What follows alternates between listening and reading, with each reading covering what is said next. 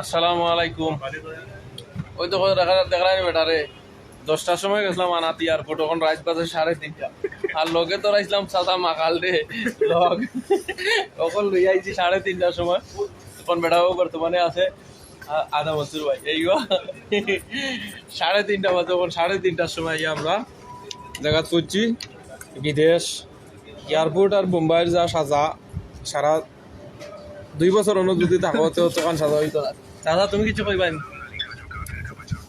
আমরা বর্তমান অবস্থায় ইন্ডিয়ার অর্থনীতির আরেক চাকা ঘুরিয়ে দিয়েছি। হ্যাঁ, ওই তো অর্থনৈতিক চাকা ঘুরাই দিকে তান্ডা হানছি ওই জানি ইন্ডিয়ার অর্থনৈতিক চাকা ঘুরারা মাদা না মনসুর ভাই আইও হাদা